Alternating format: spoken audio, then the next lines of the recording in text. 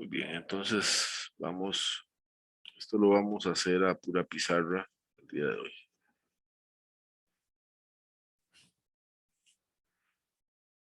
Y sería campo eléctrico.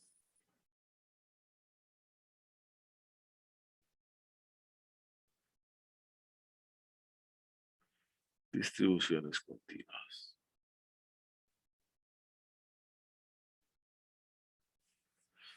Bueno, lo normal es que el campo eléctrico se encuentre distribuido uniformemente en, en superficies, en áreas, en líneas, y no como lo vimos anteriormente, donde tenemos básicamente una colección de cargas continuas. Entonces, esa colección de cargas continuas la vamos a tirar a un espacio continuo y por lo tanto nuestra sumatoria se va a convertir básicamente en una integral. Por ejemplo, yo podría tener una zona.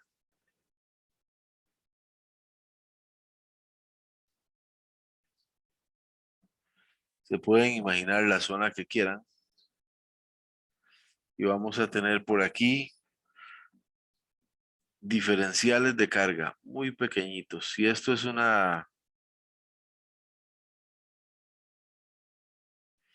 si esto es un volumen, entonces vamos a tener aquí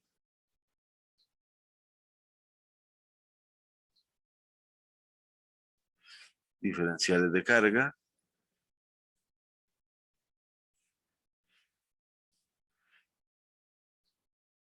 muy pequeñitos, o sea, son delta Qs en realidad. Tenemos otro por aquí.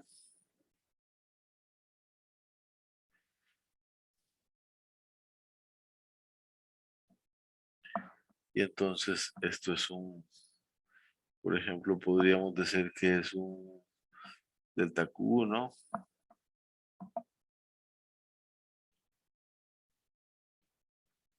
delta Q2, delta Q3.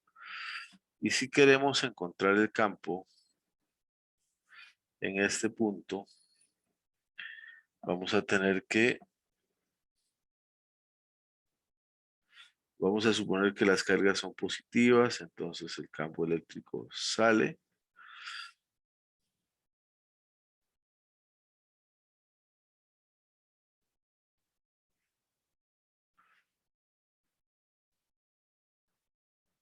Tendríamos aquí D2. Bueno, no lo vamos a poner de manera diferencial todavía. Tendríamos aquí delta E2. Aquí tendríamos delta E1. Y por aquí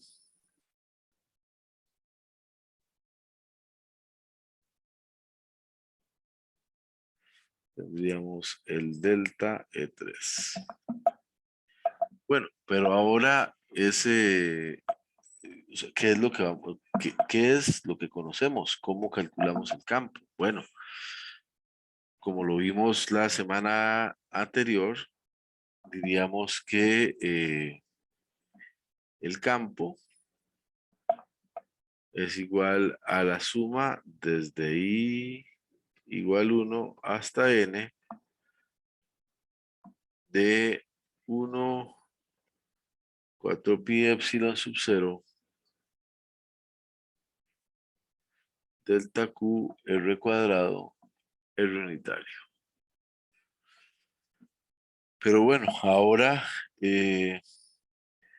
si lo que tenemos es un continuo, entonces vamos a decir que va a ser igual a 1, esto suena mucho a cálculo, 4pi epsilon sub 0, el límite cuando delta Q tiende a 0 de la suma desde igual 1 hasta n del delta QR cuadrado R unitario. Y esta suma en un espacio continuo, ya ustedes desde cálculo lo saben, que se me convierte en una integral. 1, 4 pi epsilon sub 0, integral de dq entre r cuadrado por el r unitario, donde el r unitario es igual, vamos a seguir trabajando en un espacio cartesiano. Entonces ese R unitario puede ser IJK, pueden ser IJ, puede ser K, o si estamos trabajándolo tridimensionalmente, pues entonces sería IJK, pero únicamente vamos a trabajar con el plano cartesiano. Entonces, ok, ahora podemos tener cargas lineales, podemos tener cargas superficiales o podemos tener cargas volumétricas. Y entonces vamos a decir que lambda es igual a Q entre L, y esto es densidad lineal de carga. Tenemos sigma es igual a Q entre A, y esto es igual a densidad superficial de carga. Ahora ya les pongo las unidades.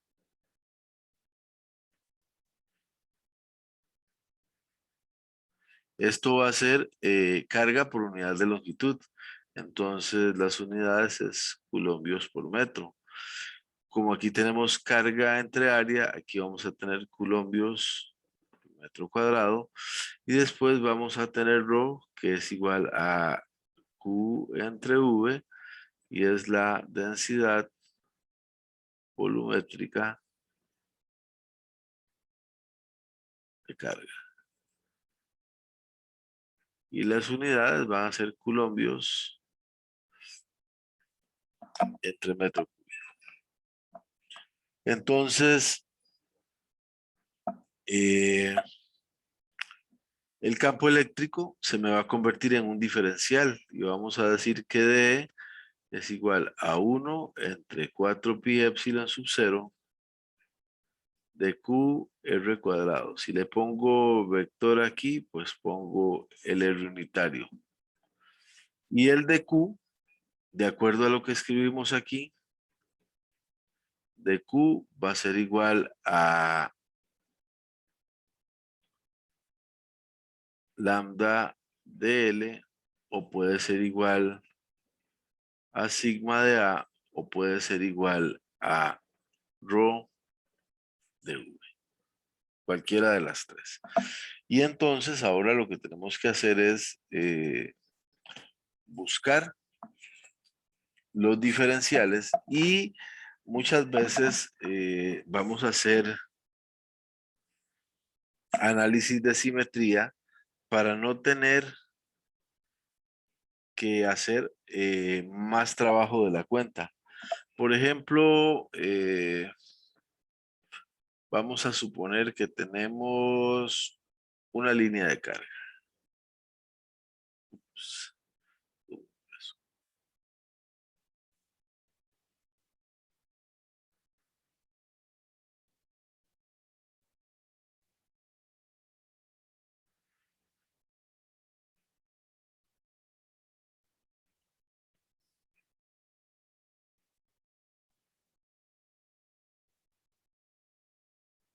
Ok, entonces vamos a suponer que tenemos esa línea de carga a lo largo del eje Z.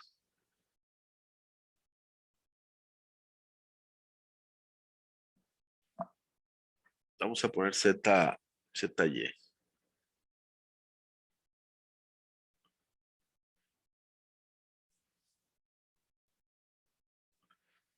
Mi línea de carga está por aquí.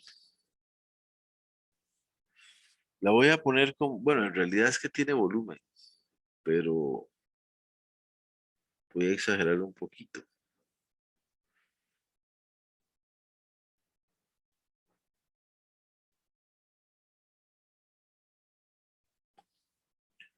Vamos a decir que esta línea mide L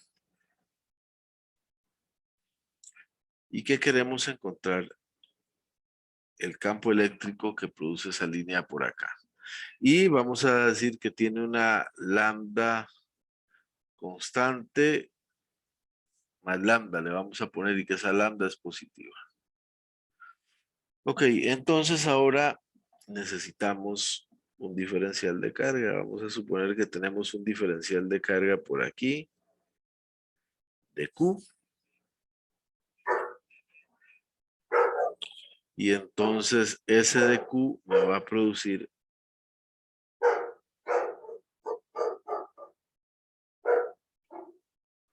un D acá a una distancia Y. Este de Q tiene una distancia Z del origen. Pero vean el asunto de simetría. Si nosotros hacemos un DQ por aquí. Bueno, vamos a decir que este es el ángulo cita, porque como esto es vectorial, tenemos que calcular las componentes. Cuando yo hago un DQ simétricamente aquí abajo,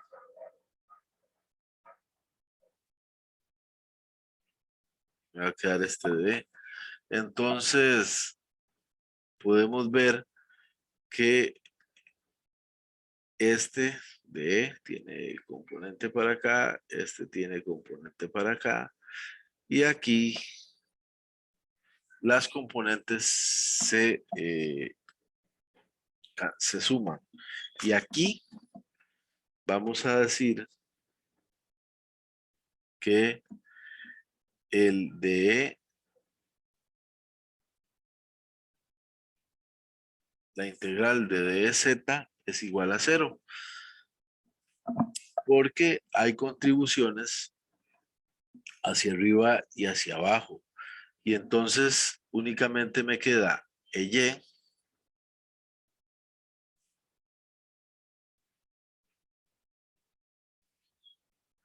pues 1 Y es igual a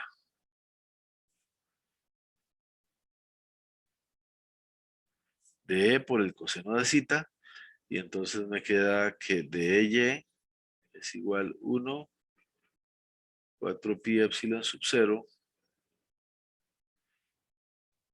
lambda de Z. ¿Por qué de Z? Porque la carga está a lo largo del eje Z.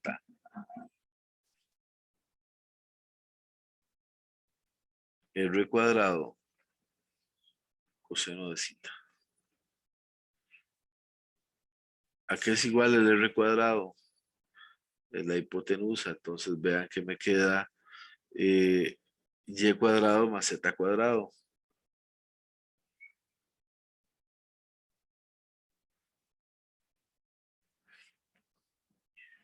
Y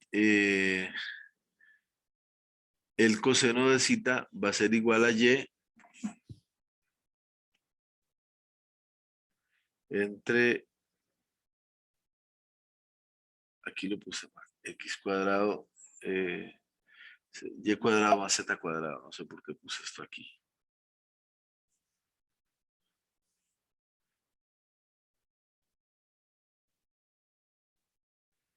Entre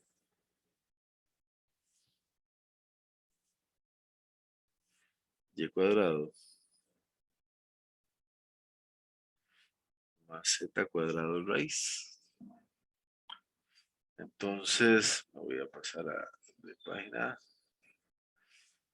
Vamos a armar todo eso que acabamos de poner y me queda finalmente que el de E es igual 1, 4 pi epsilon sub 0, lambda de Z, X cuadrado más, sigo yo con X cuadrado, y cuadrado más z cuadrado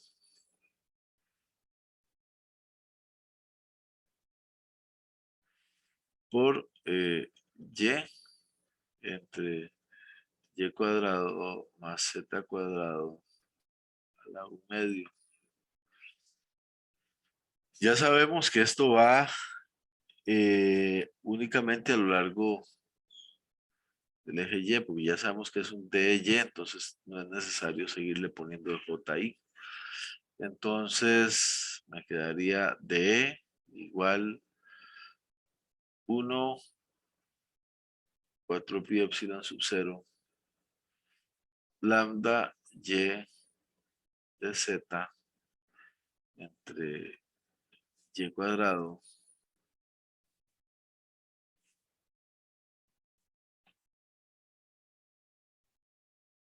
más Z cuadrado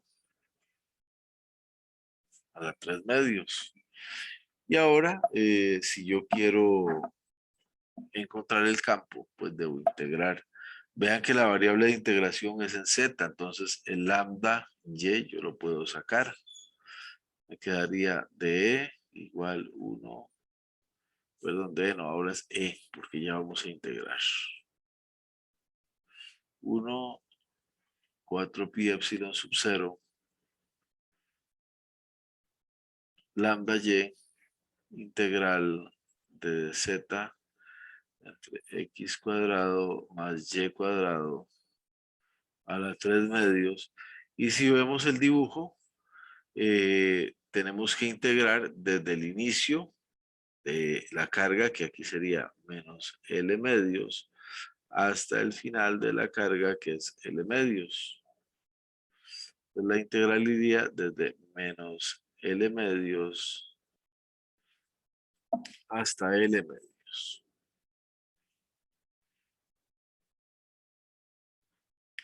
Eh, Obviamente el objetivo de este curso no es determinar si ustedes saben integrar o no saben integrar.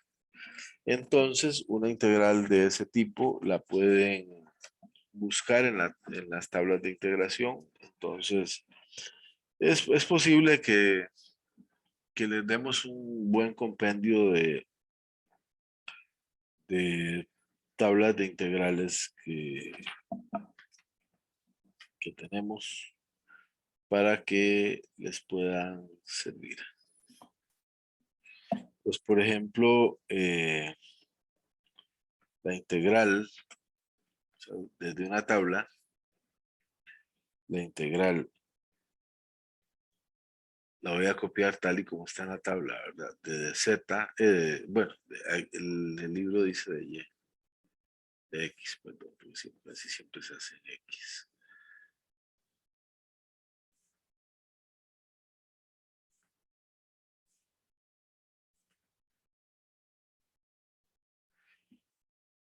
X cuadrado más Y cuadrado a la 3/2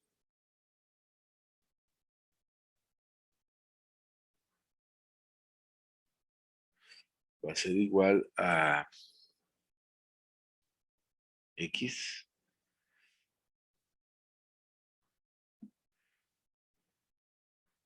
Y cuadrado, no a cuadrado, Y cuadrado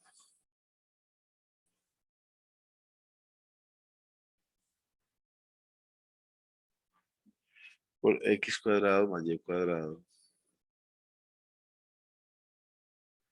a la 1/2 más una constante.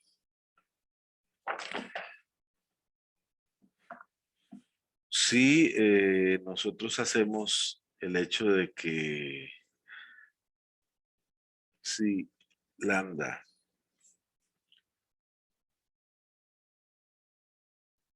es igual a Q entre L, y aplicando esa integral, nos va a quedar entonces que el campo eléctrico es igual a 1, 4 pi epsilon sub 0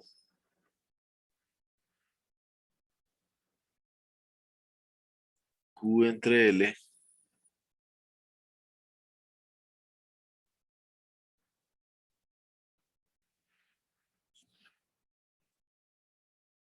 y cuadrado más l cuadrado cuartos raíz.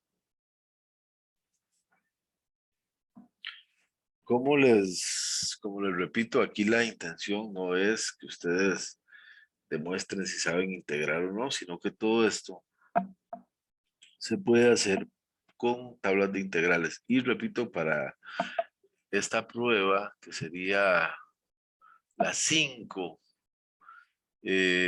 seguramente en mediación virtual les vamos a compartir una tabla de integrales bastante completa que se ha hecho en la cátedra. Vamos a hacer otro ejemplo.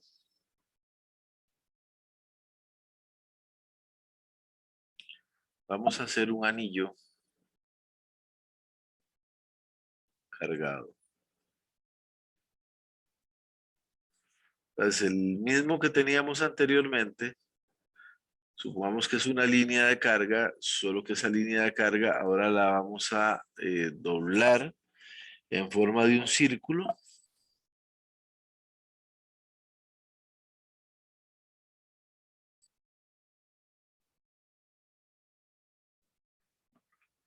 Y vamos a encontrar el campo eléctrico aquí arriba.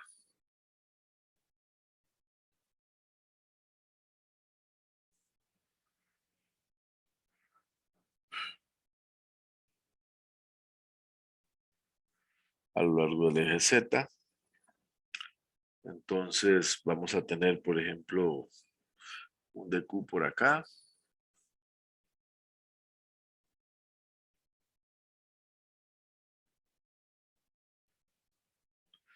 Aquí voy a hacer este DQ un poquito más grande. Porque vamos a decir que este DQ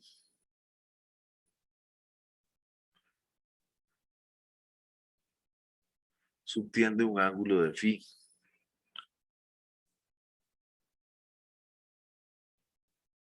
Si queremos encontrar el campo eléctrico acá,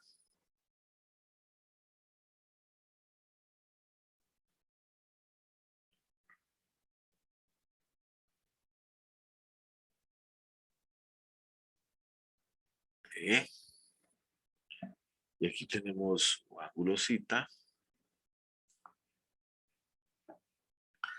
Y entonces observemos por simetría que, bueno, vamos a decir, perdón, se me olvidaba que este disco tiene radio R mayúscula. Por simetría, cuando barremos todo el disco, vamos a tener componentes en este plano que siempre se me van a cancelar. O sea, aquí yo voy a tener componentes para allá. Y aquí voy a tener una componente que le voy a llamar de ρ, indicando que es el polar, el que gira en el plano XY. Y entonces siempre por simetría voy a tener una componente en la otra dirección. Y entonces voy a decir que cuando digo esta de ρ, me refiero a de X, de Y. La integral de ρ es igual a 0. Y entonces únicamente me queda la componente a lo largo del eje Z. Y de Z es de E por el coseno de zeta. Entonces tendríamos de E, Z es igual a de E por el coseno del ángulo.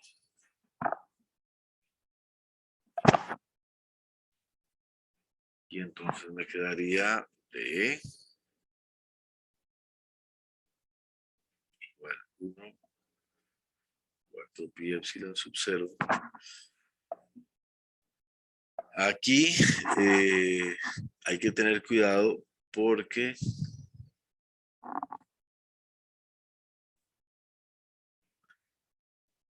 lo que tenemos aquí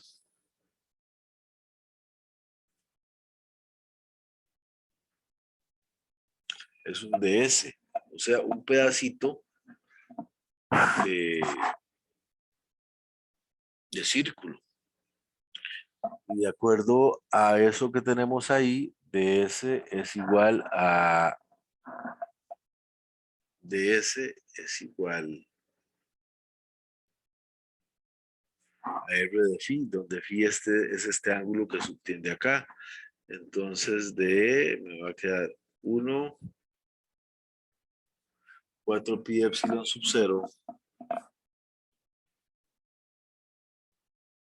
lambda, en vez de poner ds, vamos a poner igual R de phi, R cuadrado por el coseno de zeta. Pero aquí no importa tanto qué es el coseno del ángulo, porque al final lo que me va a quedar es una integral en de phi, que es lo que varía. Entonces me va a quedar que de z igual 1, 4 pi. Bueno, veamos qué es el R, ¿verdad? El R sería R cuadrado más z cuadrado, R cuadrado, ¿verdad? Y el R va a ser la raíz de esto, que cuando ponga el coseno de zeta me va a quedar el R mayúscula entre el radio. Voy a hacer todo eso de una vez. 1 entre 4 pi epsilon sub 0. Me quedaría lambda R de phi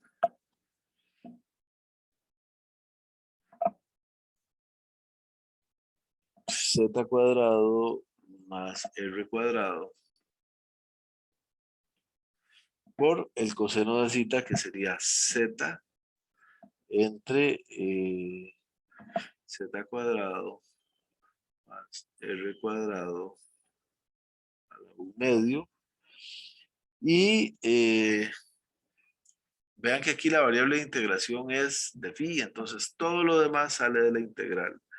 Entonces me quedaría de igual 1, 4 pi epsilon sub 0, lambda R z, z cuadrado más R cuadrado a la 3 medios de phi. Obviamente, para abarcar el círculo completo, necesito integrar de 0 a 2pi. Entonces, obviamente, esa integral me da 2pi. Y aquí no es D, aquí es E, porque ya estamos integrando. Entonces me queda finalmente que el campo eléctrico es igual, al salirme un 2pi, entonces aquí me quedaría un 2 epsilon sub 0, 1, 2 epsilon sub 0, lambda rz, z cuadrado más r cuadrado a la 3 medios. Ya sabemos que este es un campo en z que apunta hacia arriba.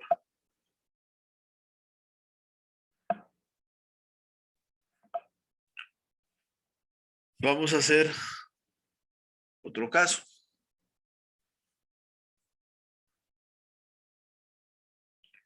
que es, ¿Me podría volverse toquecito? claro que sí,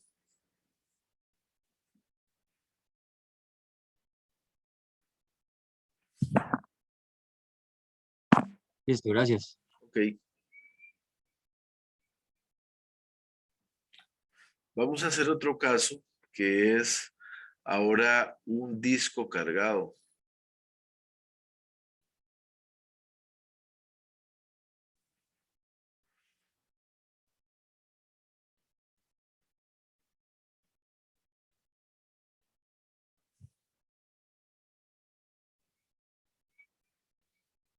En este disco cargado, ahora lo que vamos a tener, obviamente, es un disco, o sea, tiene superficie.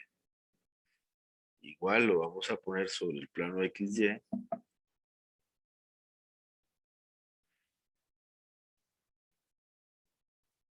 Es un disco sólido que tiene una densidad superficial de carga sigma.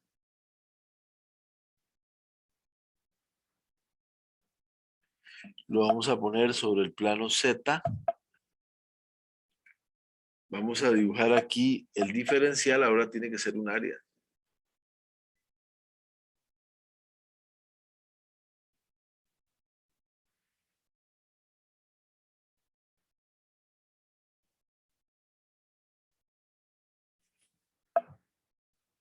Vamos a llamarle, como hay ya varios R's aquí, vamos a llamarle a esta área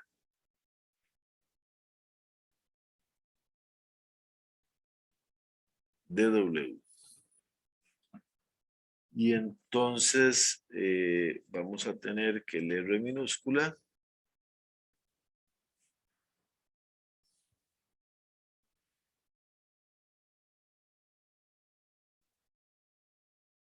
esto va a ser R y vamos a decir que este disco tiene radio R y que esta dimensión de aquí a aquí es W. Es para no tener, o sea, ya no tenemos dos R más, tenemos R mayúscula el radio, tenemos R minúscula la distancia del de Q al punto donde queremos calcular el campo. Entonces, por eso le estamos diciendo que este ancho, esta tirita, tiene ancho de W. Entonces, igual, eh, este de Q me va a crear un campo eléctrico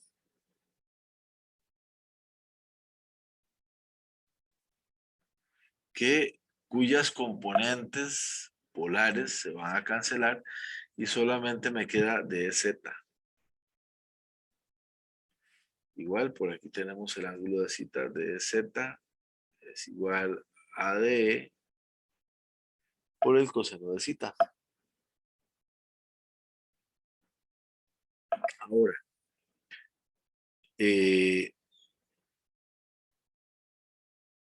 Q, aquí es donde tenemos el asunto. De Q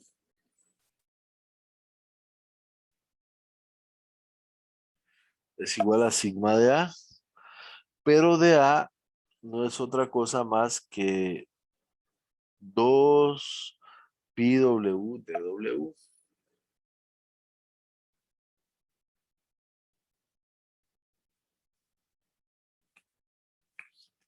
Entonces me va a quedar que el de Q es igual a sigma 2 pi W de W.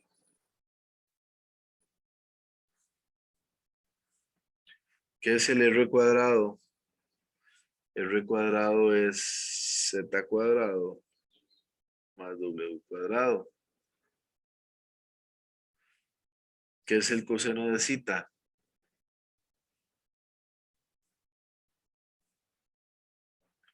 El coseno de cita es igual a Z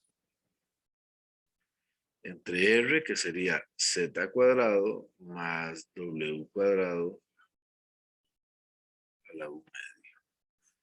Bueno, y ahora si armamos todo eso, me va a quedar finalmente que el de Z va a ser igual a 1, 4 pi epsilon sub 0. El de Q va a ser sigma 2 pi W de W Z cuadrado más W cuadrado por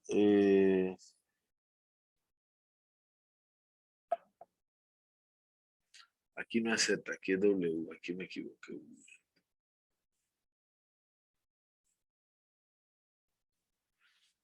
Por W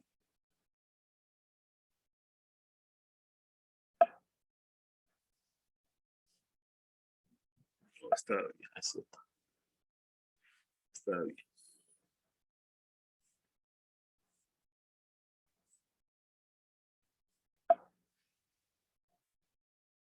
Z entre Z cuadrado más W cuadrado al medio. Y entonces me quedaría que el de Z igual 1, 4 pi epsilon sub 0, 2 pi sigma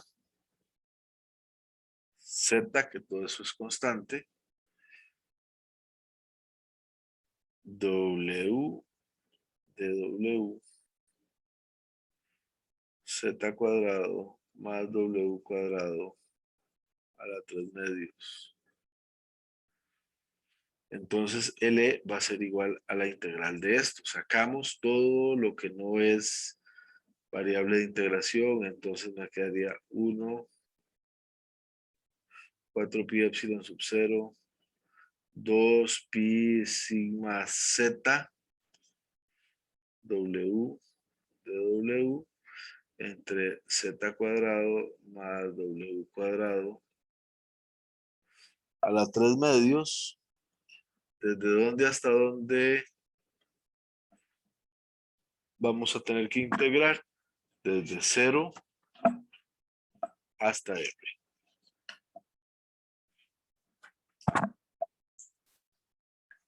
Igual, para eso vamos a recurrir a una tabla de integrales para poderlo encontrar.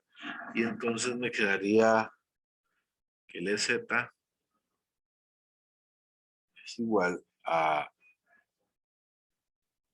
sigma 2 epsilon sub 0, 1 menos Z cuadrado más R cuadrado raíz. Ahora vamos a hacer una aproximación. Y la aproximación que vamos a hacer, ¿qué pasa si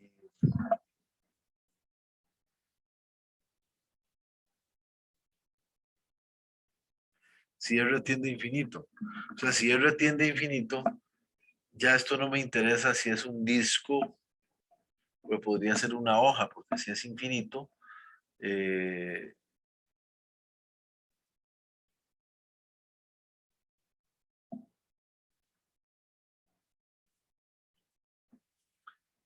ese disco lo puedo asimilar como una hoja o como una lámina. Repito, si es infinito ya no importa si es una lámina o es un disco. Entonces vean que si R tiende a infinito, esto prácticamente se hace cero. Me quedaría que Z entre Z cuadrado más R cuadrado raíz tiende a cero. Y entonces el campo eléctrico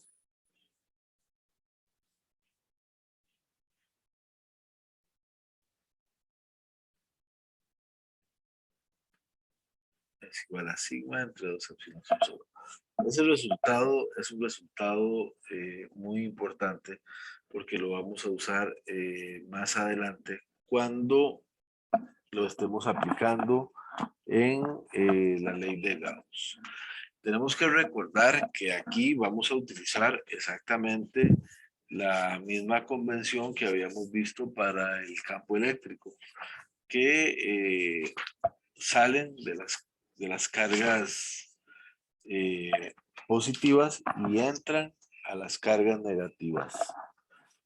Y entonces ahí ya no tendríamos problemas a la hora de tener o de estar obligados a dibujar y determinar justamente las direcciones de ese campo eléctrico. Ya lo habíamos visto, lo vimos con una carga positiva, lo vimos con una carga negativa, lo habíamos visto como un dipolo.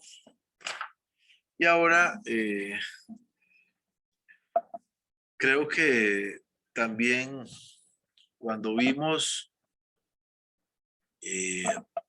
una carga en un campo eléctrico uniforme, habíamos puesto dos placas.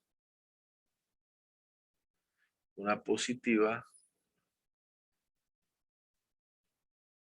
y una negativa.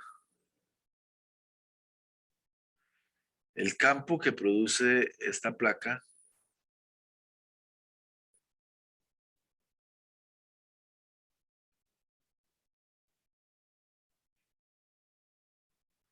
es sigma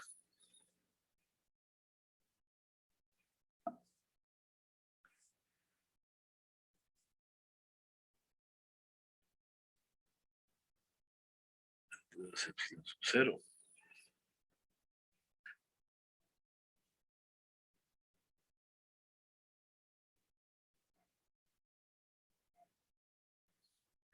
Y el campo que produce esta es sigma entre 2 epsilon sub 0.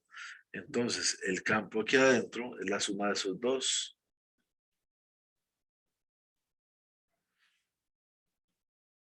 Y es constante. Esto realmente se llama un capacitor cuando tenemos dos placas, una positiva y una negativa con igual carga. Esto se llama un capacitor, lo vamos a ver dentro de un par de semanas cuando estemos viendo capacitores del capítulo de capacitancia. Pero es para que lo sepan, porque es que ahí realmente se me está formando un campo eléctrico que es constante. Me queda ver la ley de Gauss. Entonces, vamos a, aunque no tenemos los 50 minutos, pero no quiero comenzar la ley de Gauss sin haber hecho una pausa.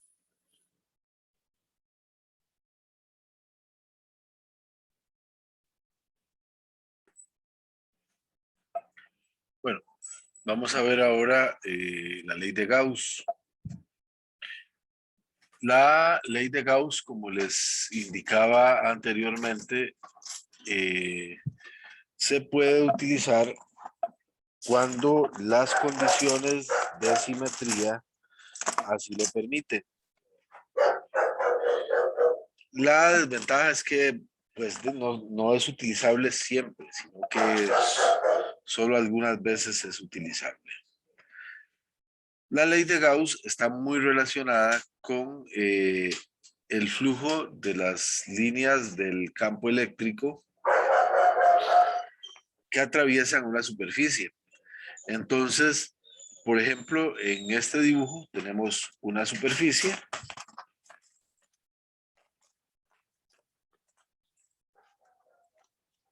Esa superficie es atravesada por una serie de líneas de campo y entonces podemos hablar del flujo eléctrico sobre esa superficie.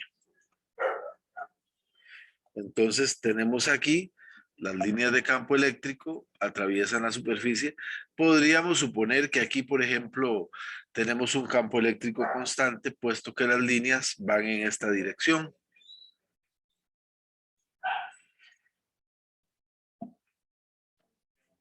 Y eso es justamente lo que vamos a ver con respecto a flujo.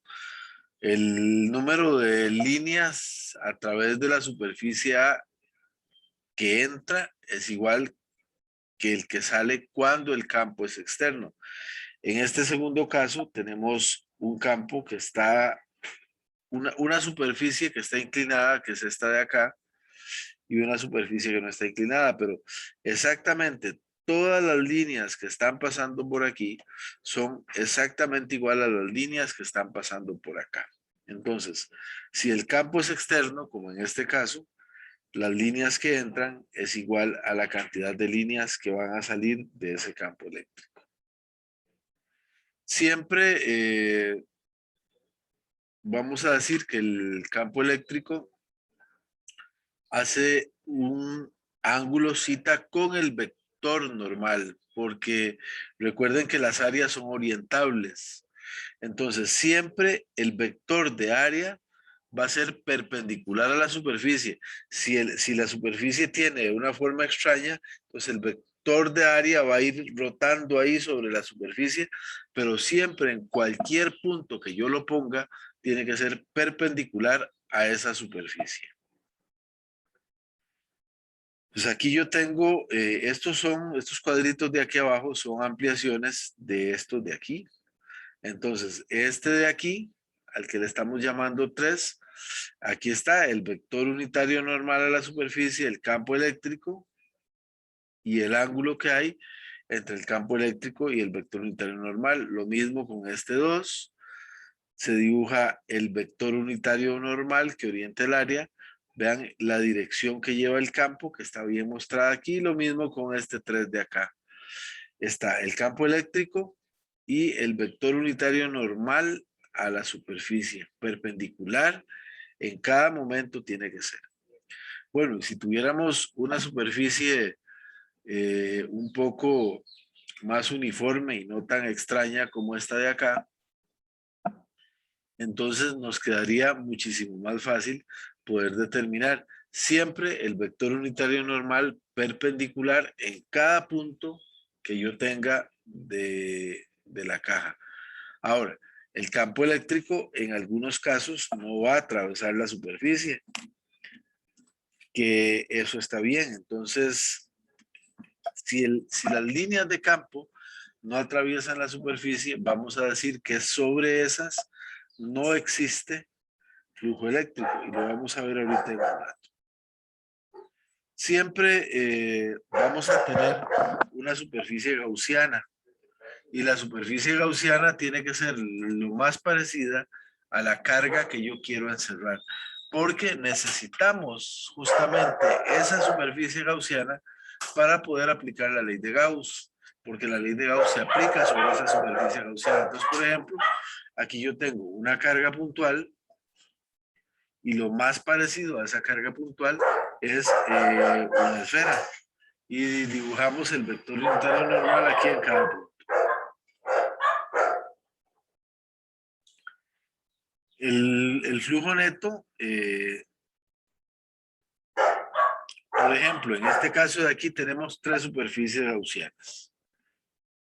Y ya les digo para qué es que estamos haciendo esto. Tenemos la primera superficie gaussiana. Tenemos básicamente una carga puntual positiva. Entonces, las líneas de campo eléctrico salen. ¿Cuántas líneas de campo eléctrico atraviesan esta superficie? Todas las que están aquí. ¿Cuántas líneas de campo eléctrico atraviesan la superficie 2 que ya no es esférica? La misma cantidad de líneas.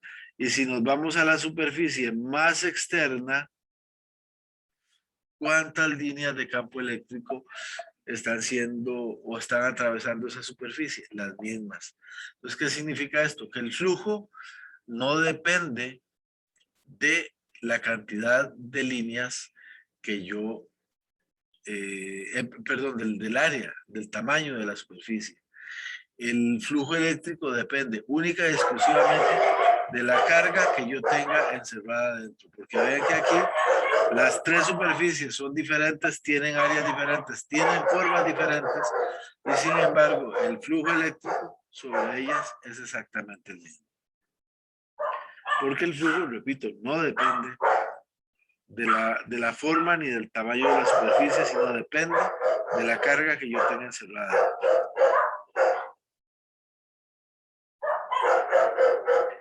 Bueno, y otra cosa que ya lo habíamos visto, que el número de líneas que entran es igual al número de líneas que salen. Entonces, por ejemplo, yo aquí tengo una línea entrando, 2, 3, 4, 5, y tengo 1, 2, 3, 4, 5 líneas saliendo. Si el número de líneas que entran es igual al número de líneas que salen, vamos a decir que el flujo neto es igual a 0. No tenemos flujo del campo eléctrico cuando el campo es externo. Si la carga estuviera encerrada dentro de la superficie, a menos que la carga neta sea 0, entonces siempre vamos a tener flujo de campo eléctrico.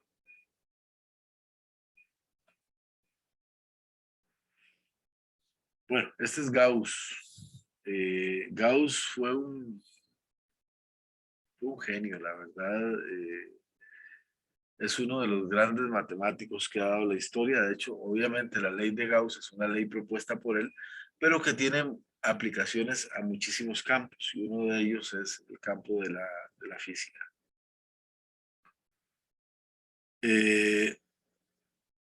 Y la ley de Gauss básicamente me sirve para explicar el concepto de flujo de campo eléctrico. Entonces, por ejemplo, yo puedo tener puntos afuera de la esfera en una superficie gaussiana muy grande, o puedo tener puntos adentro de la esfera en una superficie gaussiana más pequeña. Esto es una esfera cargada, esfera no conductora, cargada. Porque si la esfera es cargada, tiene condiciones que son un poquito diferentes, que creo que las vamos a ver ahora en un rato.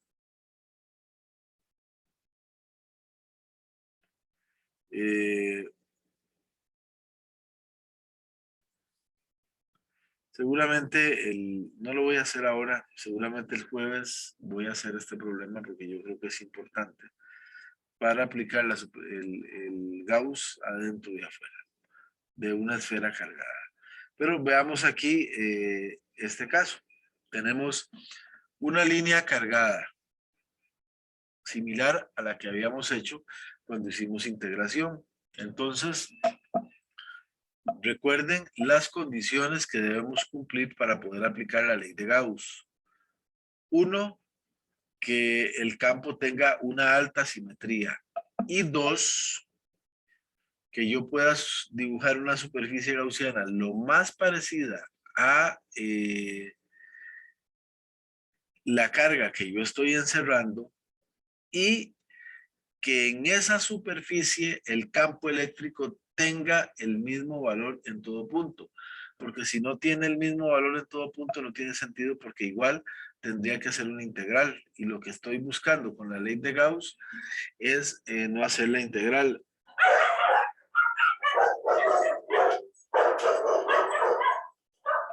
Esto que está aquí es como la línea vista desde arriba. Entonces, ya habíamos visto que el campo eléctrico es radial. Si esta es nuestra superficie gaussiana vista desde arriba, o sea, el cilindro, vean que en todos los puntos de esa superficie gaussiana, el campo eléctrico tiene exactamente el mismo valor. Y el campo eléctrico es perpendicular, en este caso, a la superficie gaussiana. Es paralelo, perdón. Y entonces el flujo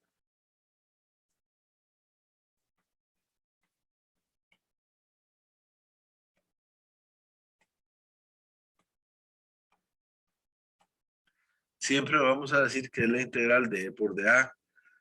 Como es un producto punto, esto podemos decir que es, bueno, si los valores son constantes, podemos decir que es E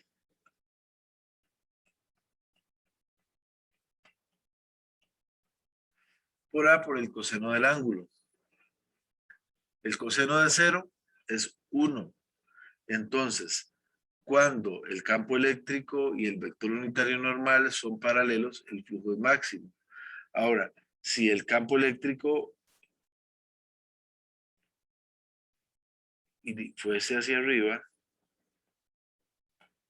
entonces tendríamos un ángulo que es de 90 y el coseno de 90 sería 0 y por lo tanto no habría flujo. Entonces hay que tener mucho cuidado. Ok, entonces vamos con este caso de acá.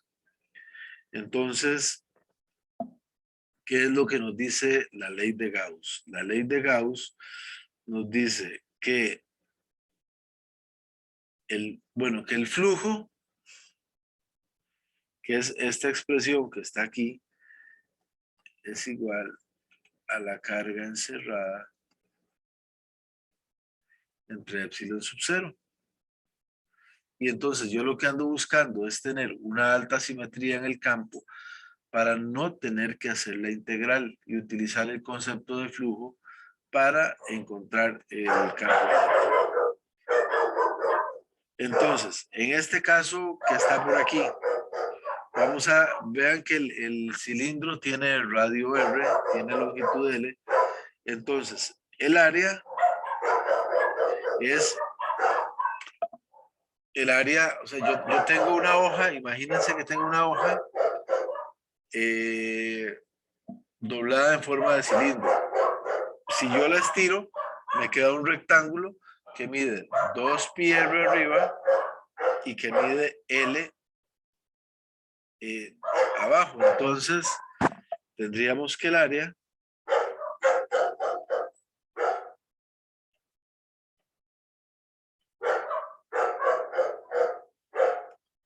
es igual a 2πrl.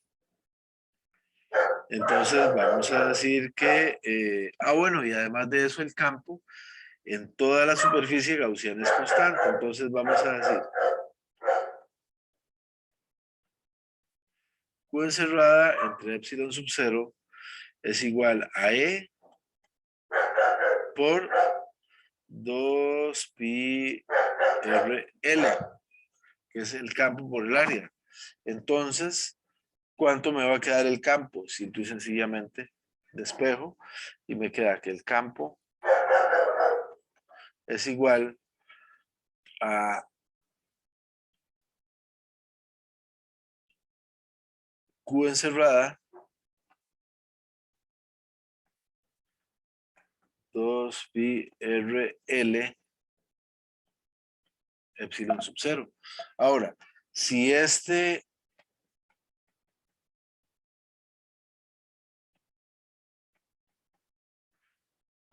cilindro tiene densidad lineal de carga constante, entonces, ¿cuánta carga estoy encerrando?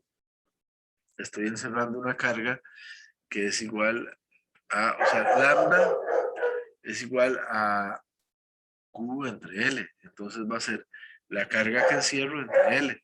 Entonces de aquí yo podría decir que es que la carga encerrada es lambda entre L y entonces se me cancela un lambda y me quedaría que el campo sería lambda 2pi epsilon sub 0, se me cancela la L, 2πr epsilon sub 0. Esa es una opción de una manera facilísima de cómo se calculó el campo eléctrico para una línea cargada sin necesidad de hacer la integral. El jueves, cuando hagamos problemas, yo espero que esto nos quede mucho más claro.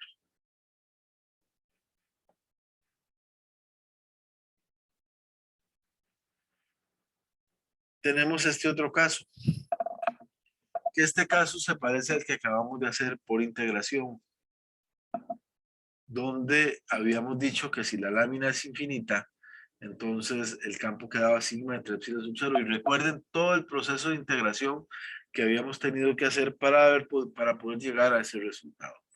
Pues vamos a hacer lo mismo en este caso.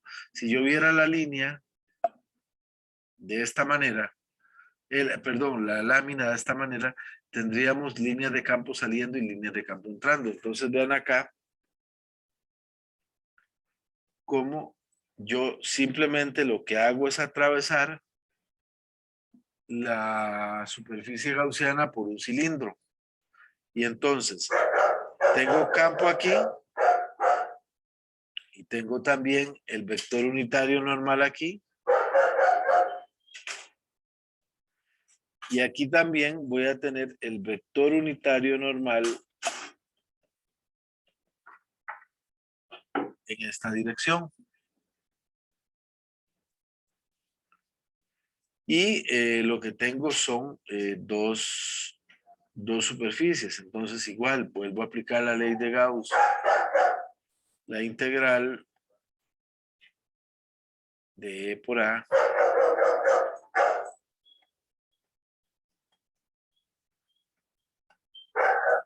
carga encerrada entre epsilon sub 0. El campo es constante. Y el área, vean que es 2 veces el área del disco. Entonces me queda E por 2A es igual a carga encerrada entre epsilon sub 0. Si esta sigma es constante, entonces recuerden que sigma es Q entre A.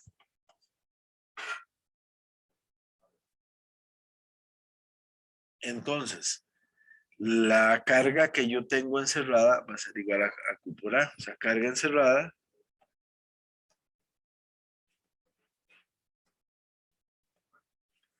es igual a Q por A.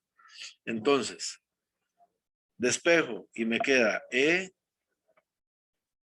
es igual a Q encerrada 2A epsilon sub 0.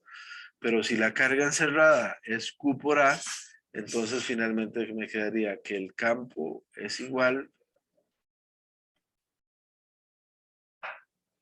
a sigma entre 2 epsilon sub 0. Y vean que esto ya lo habíamos obtenido mediante, bueno, primero integrando el disco, haciendo que el radio tendiera a infinito y finalmente haciendo la simplificación y me quedaba que era sigma entre 2 epsilon sub 0. Entonces aquí estamos obteniendo exactamente el mismo resultado, pero sin necesidad de hacer una integración.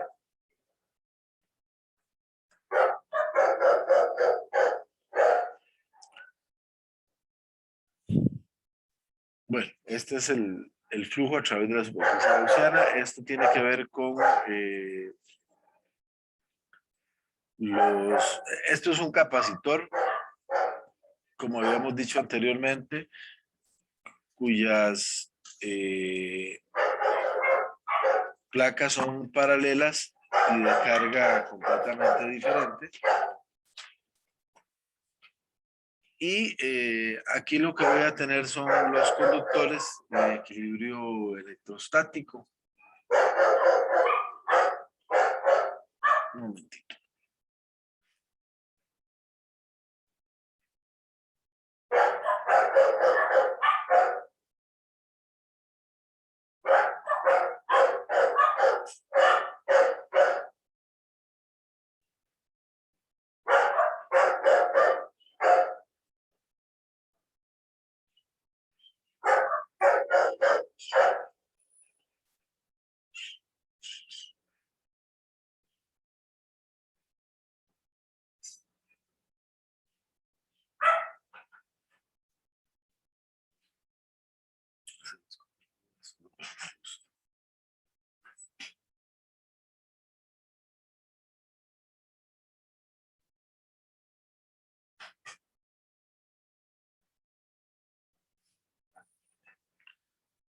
Solo me queda ver la parte de conductores en equilibrio electrostático.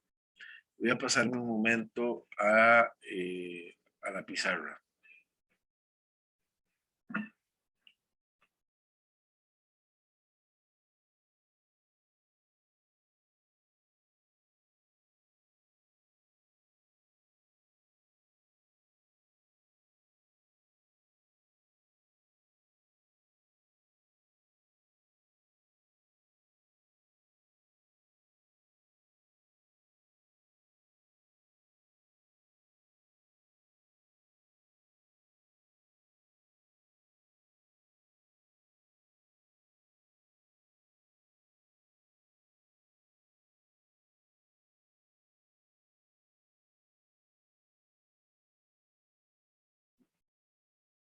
Vamos a ver el caso de los conductores en equilibrio electrostático, que es el caso que tiene que ver cuando la carga yo la tengo en conductores. Por ejemplo, para el caso de la esfera no conductora,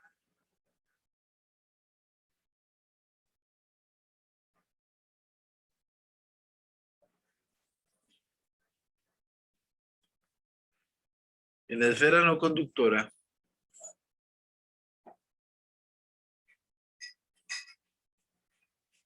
si yo por ejemplo, si yo le quito electrones para que quede cargada positivamente, la carga se va a distribuir uniformemente en todo el volumen. Y entonces aquí puedo decir, por ejemplo,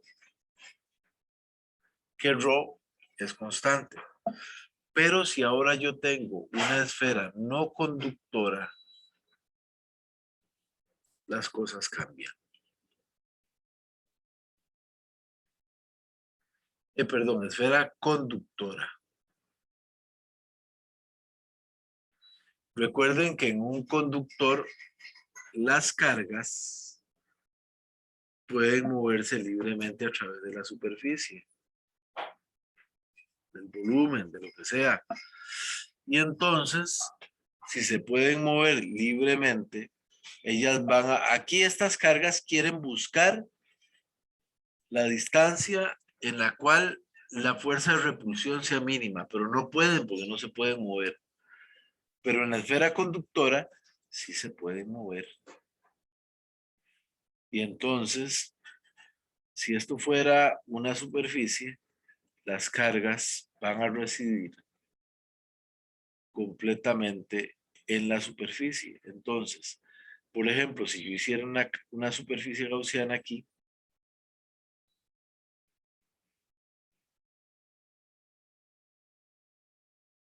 Q encerrada es igual a 0, por lo tanto, el campo es igual a 0. Entonces, en el interior, lo que nos dice la ley de Gauss es que en el interior de un conductor,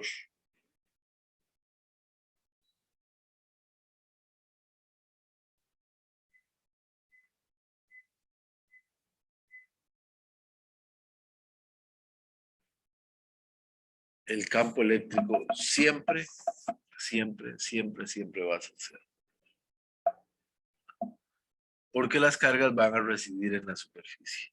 Ahora, ¿qué pasa si le hacemos una trampa a la ley de Gauss?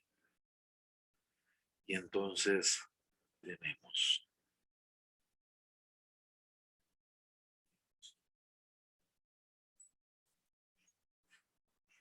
esto es un cascarón no conductor. Y tenemos una esfera ahí adentro. Y supongamos que esa esfera tiene una carga de más 2Q.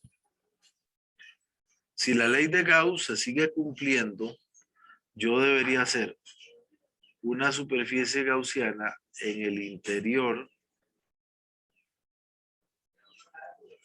de este conductor y el campo eléctrico me debería dar 0. Pero ustedes dicen, no, pero es que estoy encerrando una carga de más 2Q. Pero aquí es donde está lo interesante de la ley de Gauss. Como esta esfera también, este cascarón es no conductor, entonces esta carga de más 2Q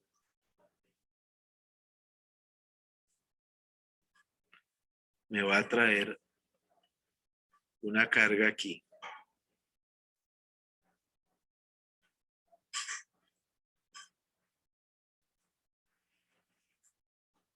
Que antes no estaba, pero por atracción eléctrica me va a traer una carga menos 2Q. Entonces, si aquí aparece una de menos 2Q, tiene que aparecer una aquí